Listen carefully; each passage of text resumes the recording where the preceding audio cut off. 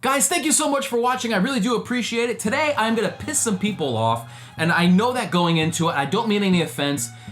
So let's start in the beginning. The company Saddleback has grown so big now, and they're known everywhere. Men all over the place lust after their bags. I count myself among them. Several years back, I couldn't think of anything I wanted more than one of the Saddleback thin briefcases. I really, really wanted one. I just thought they looked cool. I liked the whole philosophy. They had this rugged look to them. They were expensive, but really not out of the world expensive, where you're like, there is no way I'm paying that much for that. So back then, I really wanted one. And I never ended up getting one. I ended up just trying a bunch of other ones out. As you know, I've tried out several great companies out there, small brands, small leather brands. And along the way, I learned a lot about construction, about leather, about how they're put together. I even visited a place where they were putting them together, watched the whole process from cutting the leather to the final product. I learned a ton in that time. So now I look back and think, you know what? Maybe Saddleback wasn't exactly what I wanted. Maybe what I wanted was that look.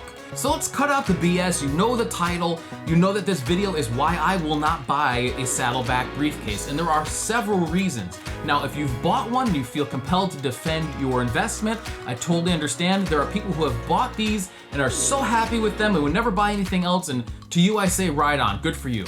For me, however, and for anybody who might be shopping for a Saddleback, I would like you to maybe kind of listen to some of these points that I have to make, because I think they're good ones, and maybe you could go into it with a little bit more of a background on exactly what it is you're buying, what it is you're paying for, and some of the competitive options out there. Now, the number one reason that I would not buy a Saddleback briefcase is because I think you pay a lot for what you're getting. The value really isn't there. And if you watch any of Dave's videos, they're really interesting, they're very entertaining. You can tell he has a passion for what he does. There's one called How to Rip Off a Briefcase, where he discusses a couple of other brands that are trying to mimic what he's doing, because he's really hit a sweet spot with a lot of people with this kind of rugged look, very masculine. For example, the briefcase that I wanted a while back, the thin briefcase, right now retails for $629. Now, for that amount of money, you're getting chrome tanned leather, you're getting stainless steel hardware, you're getting the way they build it with as few pieces of small leather stitched together as possible, you're getting their aesthetic, but most of all, you're paying for the name. And that is a price that I'm really not willing to pay for that particular piece of luggage or a briefcase. I would want vegetable tanned leather, I would want the ability to customize it, and I certainly wouldn't want anything with brands on it or scars. So that brings me to my next point. A while back, Dave released a memo saying that they were going to include the pieces of leather that had scars or imperfections or brands on them, and they would just be part of the natural beauty of the piece itself. And if you ask me, that's kind of just basically saying, we're gonna kind of cut production costs. We're gonna use as much of the leather as we are given as possible. We're not gonna cherry pick. We're gonna give you what comes on this piece. And that's not acceptable. If I'm gonna pay $629, and this is on the low end, their more expensive stuff, their XL briefcase is $859, almost $1,000. For that amount of money, I wanna make sure that that leather, the only marks that it has on it are the ones that I put on over time. I don't wanna see some big brand on the front of my bag. So come on, Dave, really, you're trying to cut costs. I understand it. It's good business, and obviously people are paying for it, but would you really pay that amount of money if you got your bag in it had a big old brand on the front of it? I certainly wouldn't. Now, there are places all over the world, different countries, that make awesome stuff. You can get great quality out of many, many different countries, not just the USA. Although made in the USA, for those of us who live here, has a certain appeal to it. I like to support workers in my country, support the fact that we're paying workers here so that money gets put back into our economy. Now, let me get this right out in the open. I don't mind buying things that are made in Japan. I have some awesome handmade sunglasses from Japan.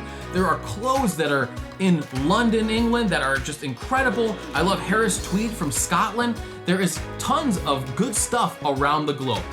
Now, Saddleback chooses to make their bags in Mexico, where they pay a much lower wage to the Mexican workers. That is no secret. That is not even that's not even disputable. That's the absolute truth of it. So if the saving is in the labor, then why isn't that getting passed along to the consumer? You're already using imperfect leather. Why not take some of that savings that you're making on the labor and pass it on to the consumer? Now, the aesthetics of a Saddleback bag are completely subjective. Some people really like that look, that masculine look with all the thick bridle rings everywhere. They really like it. I myself find it a bit too ostentatious. Ostensibly, those rings and everything are there to lash things to it, but I've never seen anybody actually use it for that purpose. I'm sure that people do, and somebody's gonna write in the comments, I always put my water bottle on there with a carabiner. That's fine, good for you. And if I'm gonna spend that amount of money, I wanna get exactly what I'm looking for. At the heart of any leather bag is the leather itself. And Dave, if you watch his videos, really kind of shows his leather as the best thing in the world.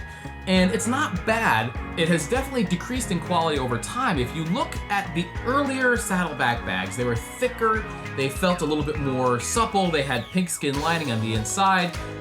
They were kind of just overall a better bag, and over time, from my understanding, that quality has decreased. When you get hides off of the cow, what they do is they'll take that, they'll dehair it, they basically take out everything that's really kind of an oil or a fat, and they take that out of there, they tumble it so it's not a piece of dead animal that's making up your luggage. So after that process of taking all the hair off and doing what they do, they can either use chromium to tan it, which is chrome tanned leather, which is basically a bunch of chemicals that put sort of synthetic fats and waxes into it, make it pliable, but not disgusting. Now, vegetable tanning uses natural oils and stuff like that to tan the leather. The end result between chrome tanned leather and vegetable tanned leather is that vegetable tanned is a much more natural product that takes a lot longer to produce, and many people feel, myself included, that the end product is superior to chrome tanned leather, which generally relies on chemicals for the tanning process. And there are hybrids of the two, like Chrome Excel from Horween is actually kind of a bit of the best of both worlds. And if you're really interested in tanning and stuff like that, there are other videos that go more into depth. That's kind of the Reader's Digest version of it.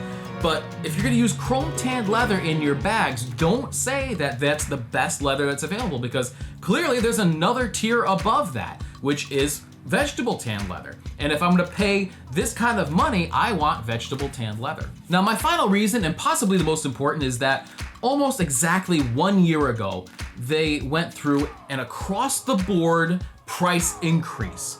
And we're not talking about, well, you know, it's inflation, we're keeping up with it. No, we're talking about some serious price increases, to the point where somebody who might have considered one before would definitely be turned off and turned away to another company who isn't asking these outrageous prices. And so what I've done is I have a spreadsheet here of all of their goods, and everything you see in green is possibly over 100% increase. And I will actually link this. I'll put a Google Doc together and link this in the description below if you're actually interested in looking at their full lineup and the price increase. But just to kind of give you an idea of some of these price increases, the average increase across the board is 31.7%. Now we're talking about, I mean, almost a third increase across the board. Some were lower, some were higher. Now the lowest was 10.2%. So 10.2% is the lowest that they increased any of the prices on any of their goods. Nothing went below the price that they were asking before. The highest increase is 131%. Are you kidding me? So let me give you a couple of examples of what they did, all right? Let's say in the middle of August, you wanted one of their laptop bags, all right? In the middle of August, that laptop bag cost $219. After September 1st of that same year, that same bag cost $370. The bag that I wanted was the thin front pocket briefcase.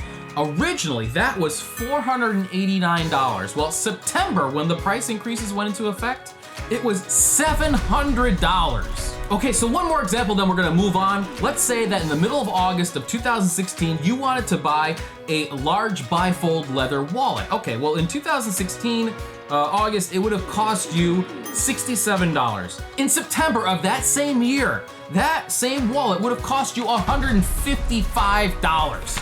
That's outrageous. Those price increases are a slap in the face to anybody who liked Saddleback before. I don't care who you are, how inefficient you are at making something, you should have thought about it back then. And honestly, they operated for years before this, and they were making a profit. You can't tell me that these guys at the top aren't such idiots that they didn't realize they were losing money down there in Mexico using their chrome tan leather. They were absolutely making a profit, and then they decided, you know what, we can bring our prices up 131% in some cases, and people will still pay it. All right, okay. I'm getting pissed off here. I'm getting riled up, but I really can't stand when just somebody tries to rip off their customer base in such a blatant fashion. Okay, so you were considering buying a Saddleback briefcase and you say, now, what are my options? What can I buy that has vegetable tan leather, that's made in the USA, that still looks cool? What can I buy that's not gonna cost me an arm and a leg? I have a couple of really cool options here for you. I hope you go check them out because in my opinion, they're making superior products at a better price. So right at the top of my list is the Custom Hide 1945 briefcase. This is one of my favorite briefcases that I tried out last summer. I still use it every single day. It has held up to a lot of abuse. And in my opinion, it looks a little bit more professional. If I'm gonna walk into a boardroom with a Saddleback briefcase, people are gonna sometimes think to themselves, you think you're Indiana Jones? Are you going backpacking after you're done with the meeting?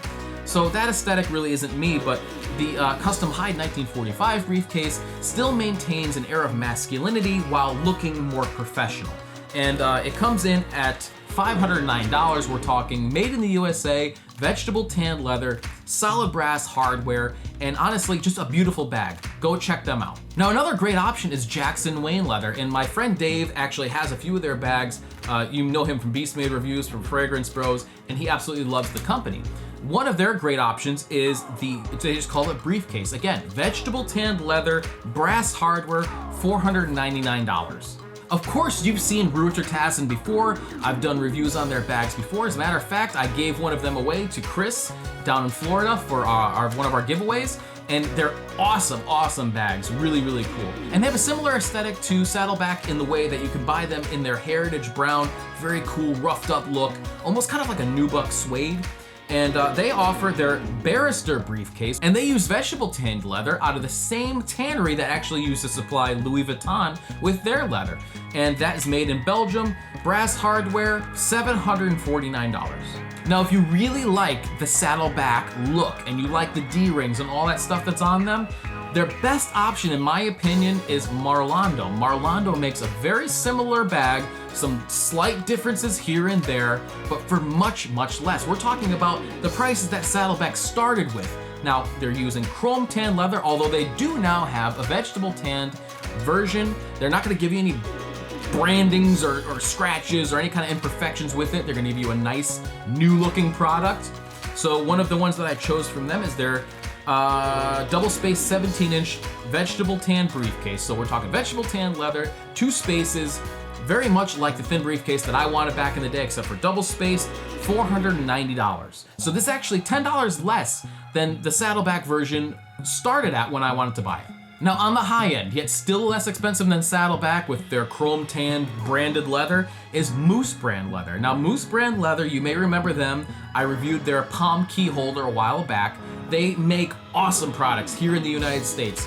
And so the one that I chose is their business briefcase, which is handmade in the USA out of USA sourced leather, and that comes in at $790. One of their options as far as colors for this bag is natural, which is a very nice light tan.